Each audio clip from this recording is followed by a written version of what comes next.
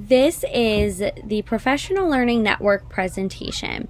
Developing a professional learning network is important as it will provide me with resources to enhance my education and network with other professionals throughout my practice as a family nurse practitioner.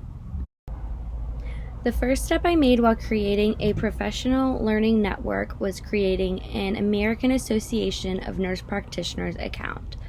The AANP sends out newsletters to subscribers. Following completion of this nurse practitioner program and successfully passing the boards, I will then pay $150 annually to become an AANP member. AANP does offer student memberships, but the University of Charleston is not listed when choosing a school. They also offer a member for Friends of Nurse Practitioners. This membership will serve as a great resource for connecting with other APRNs through conferences as well as providing opportunities for CE courses. Another organization that I registered with is the American Academy of Nurse Practitioners Certification Board. This organization sends out digital newsletters twice a year to nurse practitioners that hold certificates and anyone that has a registered account. The newsletters are also available for download on the AANP CERT website. The newsletter that had been released for 2024 lists conference dates and locations that will be held throughout the year, as well as announcing changes to board members. The newsletter also discusses certifications such as the Emergency Nurse Practitioner certification.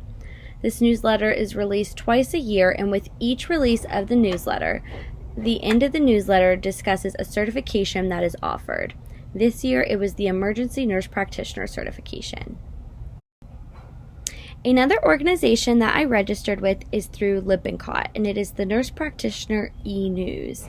This newsletter is distributed monthly, and it includes clinical topics, political issues, and current research that is highlighted through Lippincott Learning. The second step I made while creating my professional learning network was creating a LinkedIn profile and joining different groups pertaining to family nurse practitioners. One group I joined is for family nurse practitioners, students, and new graduates. Joining this group will help me continue to stay a lifelong learner through connecting with other nurse practitioner students and new graduates and being able to learn from their experiences and perspectives as well as sharing my own. LinkedIn is a helpful tool for nurse practitioners and nurse practitioner students in many different ways. Networking allows nurse practitioners to connect with employers, mentors, and leaders. Nurse practitioners can also join professional organizations such as the AANP through LinkedIn. Following these groups allow APRNs to share news relating to current practices and studies. The third step I made while creating my professional learning network tool was to join Facebook groups for family nurse practitioners and family nurse practitioner students. One group that I joined is specifically for networking and connecting with other APRNs. The second group I joined is for family nurse practitioners to network. In this group, members share ways that they stay up to date with current trends, and they share recommendations for notes and assessments. Members in this group also share techniques that they have found that make their daily practice more seamless and patient-centered. The third group that I joined is for family nurse practitioners working in rural areas.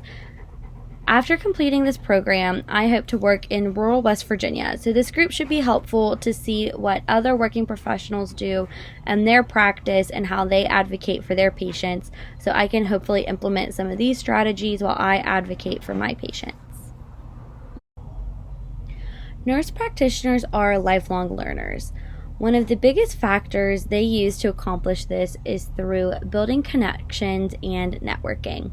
When building connections with other nurse practitioners are able to share their knowledge and experience with others, especially those in the same specialties.